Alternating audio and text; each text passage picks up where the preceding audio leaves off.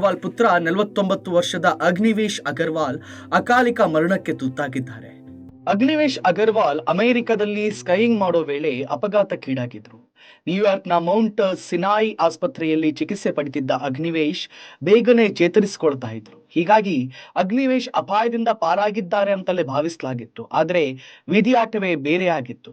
ಚೇತರಿಕೆಯ ಹಾದಿಯಲ್ಲಿದ್ದ ಅಗ್ನಿವೇಶ್ಗೆ ಹಠಾತ್ ಹೃದಯಾಘಾತ ಸಂಭವಿಸಿದ್ದು ಚಿಕಿತ್ಸೆ ಫಲಕಾರಿಯಾಗದೆ ಸಾವನ್ನಪ್ಪಿದ್ದಾರೆ. ಇದರಿಂದ ಉದ್ಯಮಿ ಅನಿಲ್ ಅಗರ್ವಾಲ್ ಪಾಲಿಗೆ ಸಿಡಿಲು ಬಡಿದಂತಾಗಿದೆ.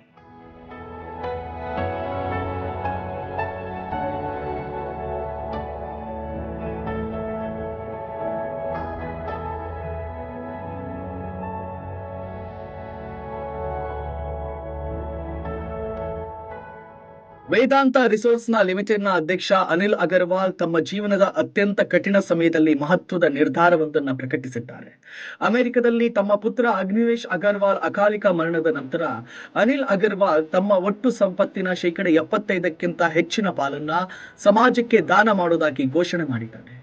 ಫೋರ್ಬ್ ಪ್ರಕಾರ ಅನಿಲ್ ಅಗರ್ವಾಲ್ $100 ಬಿಲಿಯನ್ ಅಂದರೆ ಸುಮಾರು 27,000 ಕೋಟಿ ರೂಪಾಯಿ ಆಸ್ತಿ ಹೊಂದಿದ್ದಾರೆ. ಆ ಆಸ್ತಿಯಲ್ಲಿ ಸುಮಾರು 20,000 ಕೋಟಿ ರೂಪಾಯಿಗಳನ್ನು ದಾನ ನೀಡೋದಾಗಿ ಹೇಳಿದ್ದಾರೆ.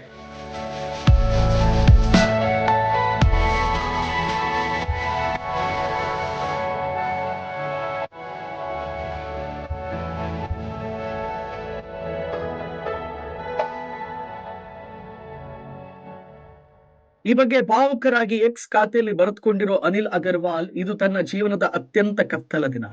ತಂದೆಯೊಬ್ಬ ತನ್ನ ಮಗನಿಗೆ ಅಂತಿಮ ವಿದಾಯ ಹೇಳೋ ನೋವನ್ನ ಪದಗಳಿಗೆ ವಿವರಿಸೋಕೆ ಸಾಧ್ಯವಿಲ್ಲ.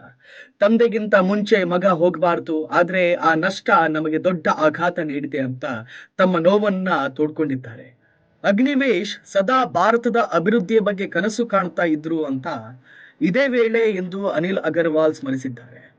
ಭಾರತ ಯಾವುದರಲ್ಲೂ ಕೂಡ ಹಿಂದೆ ಬೀಳಬಾರದು, ನಮ್ಮ ದೇಶ ಸ್ವಾವಲಂಬಿ ಆಗಬೇಕು ಅನ್ನೋದು ಅಗ್ನಿವೇಶ್ ನಂಬಿಕೆ ಆಗಿತ್ತು. ಯಾವುದೇ ಮಗು ಹಸಿವಿನಿಂದ ಮಲಗಬಾರದು, ಶಿಕ್ಷಣದಿಂದ ವಂಚಿತರಾಗಬಾರದು ಮತ್ತು ಪ್ರತಿಯೊಬ್ಬ ಮಹಿಳೆಯು ಸ್ವಾವಲಂಬಿಯಾಗಿ ಬದುಕಬೇಕು ಅನ್ನೋ ಕನಸು ನಮ್ಮಿಬ್ಬರದ್ದಾಗಿತ್ತು ಅನ್ನೋದನ್ನ ಅಗರ್ವಾಲ್ ಹೇಳ್ಕೊಂಡಿದ್ದಾರೆ.